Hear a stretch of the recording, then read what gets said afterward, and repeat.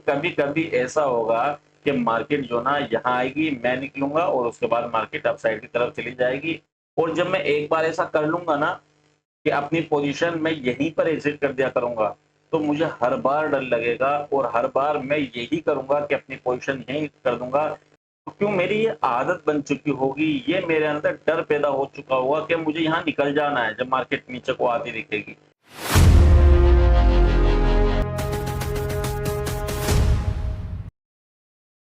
Hello दोस्तों, जैसा कि आप लोग यहाँ देख पा रहे हैं कि मार्केट बहुत अच्छी डाउन साइड में आई और उसके बाद मार्केट यहाँ से अप साइड की तरफ जा रही है।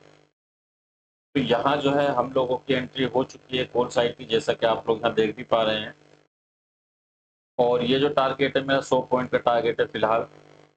जरूरत पड़ने पर मैं इसको आगे को ट्रेल कर लूंगा। और ऐसे यहाँ पर आप देख पा रहे होंगे तो मैंने 40 पॉइंट का ऐसे यहाँ पर लगाया हुआ है।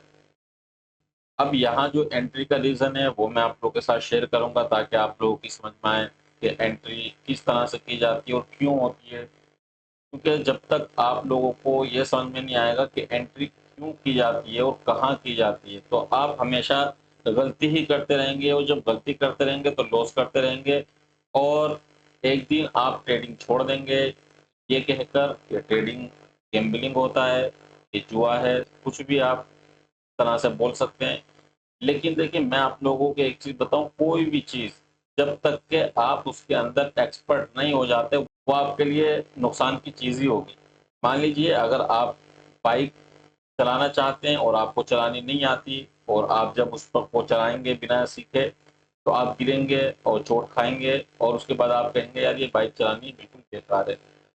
तो आपके लिए बेकार हो सकती है, लेकिन जिन लोगों ने बाइक को सीखा है, टाइम दिया है बाइक को चलाने में, सीखने में, तो उन लोगों के लिए बाइक बहुत फायदेमंद है। या कोई भी ऐसा काम जो आपने सीखा हो उसके बाद आप उसको कर रहे हैं तो वो आपके लिए बहुत अच्छा है। लेकिन जब तक आप नहीं सीखते हैं तब तक वो आपके लिए अच्छा नहीं है, और जब आप सीख जाते हैं तो फिर उससे बेहतर आपके लिए कुछ भी नहीं है। फिर आप उसमें हीरो बन जाते हैं, एक्सपर्ट बन जाते हैं, फिर आपको दिक्कत नहीं होती किसी भी। इसी तरह से ये जो ट्रेडिंग है, इस ट्रेडिंग को अगर आप सीख लेते हैं तो फिर आप इसमें हीरो बन जाएंगे। फिर आपको किसी की जरूरत नहीं पड़ेगी, फिर आपको मार्केट खुद बता देगी कि कहाँ से मार्केट को अपसाइड की तरफ जाना है, किधर से मार्केट को डाउन साइड की तरफ जाना है, कब मार्केट में क्या हो सकता है, ये आपको अपने आप ही आइडिया होता चला जाएगा। मार्केट आपसे चाहती है कि मार्केट को आप टाइम दो, और दूसरा मार्केट चाहती है कि आप इसके अंदर नॉलेज लो। अगर आप इसको नॉलेज लेते हैं पहले और उसके बाद इसको टाइम देते हैं, टाइम से आपको एक्सपीरियंस मिलता है और एक्सपीरियंस से ही आप यहाँ पर पैसा बना पाते हैं।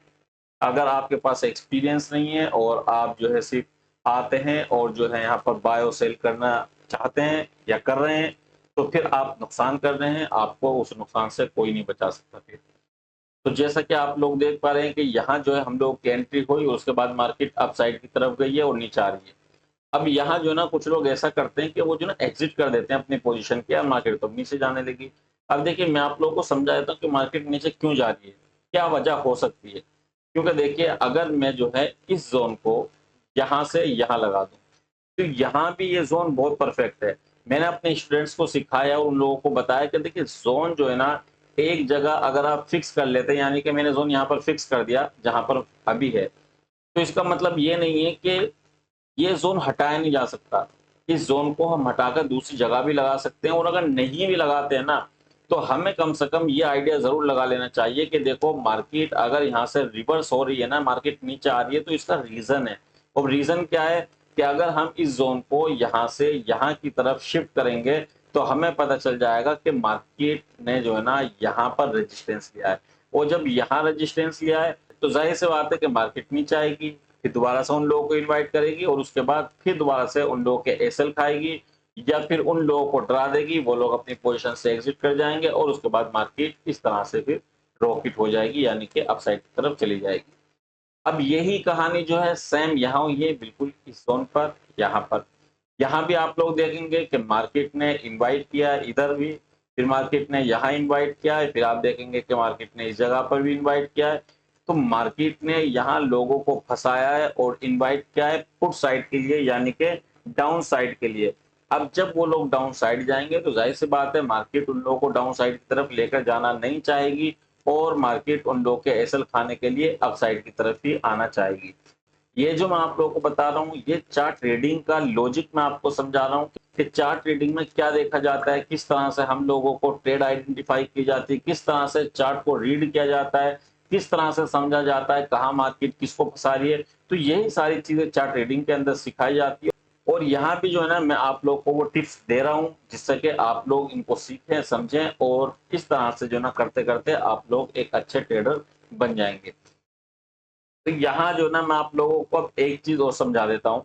देखिए अगर ये जो कैंडल है, अगर ये कैंडल ऊपर को क्रॉस हो गई तो समझ लीजिए कि मार्केट ऊपर की साइड में जाएगी और अगर किसी वजह से मार्केट ने इस जोन को नीचे की साइड में निकाल दिया तो फिर मार्केट नीचे की साइड में जाएगी। ये चीज भी मैं आप लोगों को क्लियर बता देता हूँ क्योंकि देखिए जब चार्ट को रीड करना होता है ना तो आपको कैंडल्स का बिहेवियर भी समझना पड़ता है कि कैंडल्स किधर की तरफ को निकलना चाह रही है, क्या हो सकता है क्या नहीं हो सकता है। आपको दोनों तरफ के लिए तैयार रहना पड़ता है। अब ऐसा नहीं है कि भाई आप लोगों ने टारगेट लगा दिया अप साइड का या डाउन साइड का, अब आप आंख बंद करके बैठ गए कि भाई अब मार्केट को जाने दो जिधर भी जाएगी। नहीं, देखिए आंख बंद नहीं करनी चाहिए, आपको आंखें खुली रखनी चाहिए कि मार्केट किधर जा सकती है। अगर आप आंखें खुली रखेंगे और अगर आपके पास सही तरह से नॉलेज है तो आप सही टाइम पर बहुत कम लॉस के अंदर अपना एसएल काट सकते हैं और प्रॉफिट ज्यादा से ज्यादा आप लोग जो ना कर सकते हैं। मैं स्टार्टिंग में ये कहूंगा कि अगर आप कोई ट्रेड आइडेंटिफाई करते हैं तो या तो टारगेट तक बैठे या स्टॉप लॉस तक बैठे। मान लीजिए यहाँ आपने एंट्री की, ऊपर गई तो आपको बहुत अच्छा लगा, नीचे आई तो आप लोग को डर लगने लगा कि यार ऐसा ना हो कि नीचे चली जाए और आप एग्जिट कर दें, क्योंकि अगर आप इस तरह से एग्जिट स्टार्टिंग में कर देंगे तो ये देखो नुकसान हो जाएगा आपके लिए। मैं जो आपको बता रहा हूँ कि ये जो कैंडल का मैंने जो बताया था ना, ये एक्सपीरियंस से मैंने आपको बताया था, आपको वो काम नहीं करना है। देखिए स्टार्टिंग में ऐसा होता है आपको जो ना फिक्स करना होता है अपना एसएल भी अपना टारगेट भी।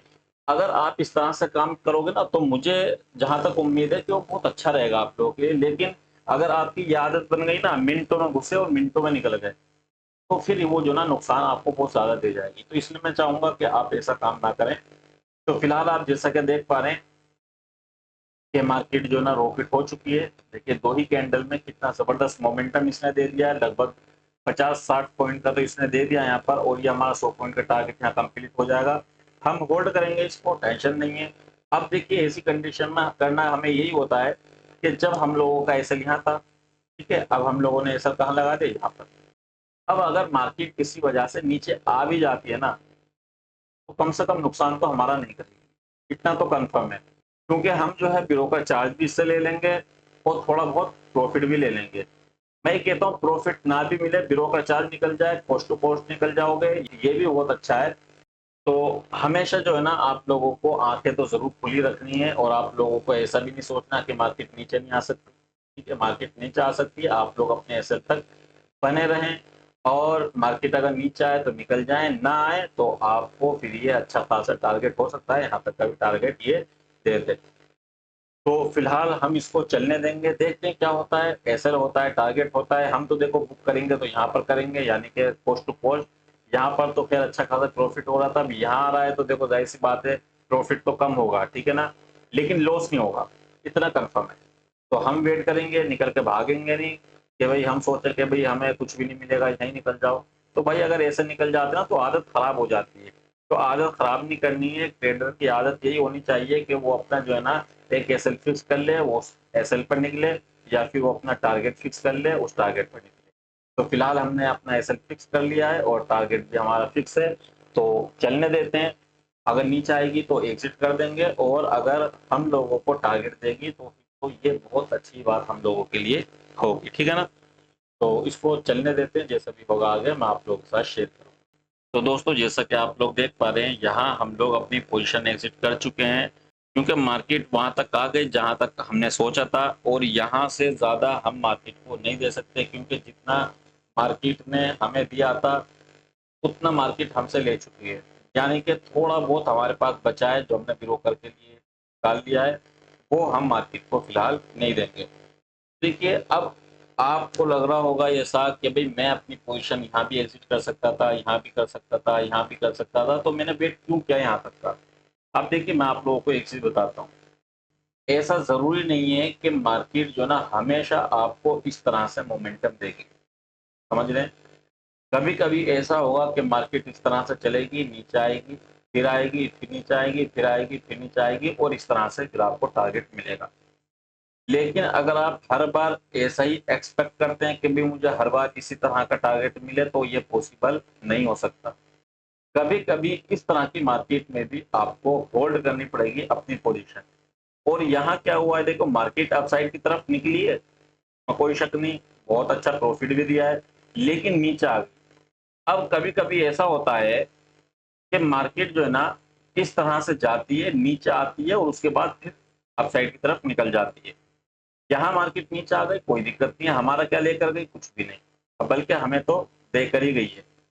तो यहाँ जो है ना मार्केट अपसाइड में जाती है और थोड़ा नीचे आती है और उसके बाद निकलती है।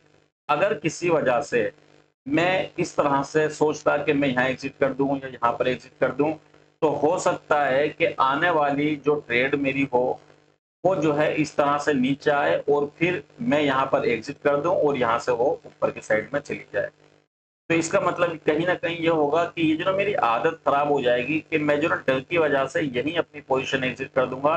कभी-कभी तो ठीक है मार्केट नीचे आ जाएगी और मुझे लगेगा ये बहुत अच्छा हुआ, लेकिन कभी-कभी ऐसा होगा कि मार्केट जो ना यहाँ आएगी, मैं निकलूँगा और उसके बाद मार्केट अपसाइड की तरफ चली जाएगी और फिर जो ना ये मुझे बड़ा पछताना होगा कि यार काश मैं ऐसा ना करता।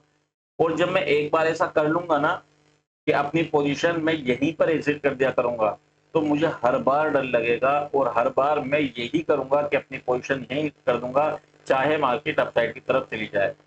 तो क्यों मेरी ये आदत बन चुकी होगी, ये मेरे अंदर डर पैदा हो चुका होगा कि मुझे यहाँ निकल जाना है जब मार्केट नीचे को आती दिखेगी। तो इसलिए मैंने अपनी पोजीशन यहाँ पर नहीं काटी, जिससे कि मेरी आदत खराब ना हो, मेरी ट्रेड ऊपर जाने वाली होगी, उसमें भी मैं अपना प्रॉफ़िट बचा के रखूँ। तो इसलिए मैंने क्या सोचा कि यहाँ जो कैंडल है अगर यहाँ तक आ जाती है यानी कि मेरा ब्रोकर चार्ज निकल जाता है तो यहाँ मैं अपनी पोज़ीशन एग्ज़िट कर दूँगा और अगर नहीं निकलती है और अगर यहाँ से ऊपर चली जाती, अच्छा ही था। तो इस वीडियो के अंदर मैं उम्मीद करता हूँ आपको बहुत सारी चीज़ें मैंने ऐसी बताई हैं जो कि हर ट्रेडर को, हर बंदे को जो भी ऑप्शन ट्रेडिंग करता है निफ्टी या बैंक निफ्टी या किसी भी इंडेक्स के अंदर उसको सीखनी और समझनी चाहिए।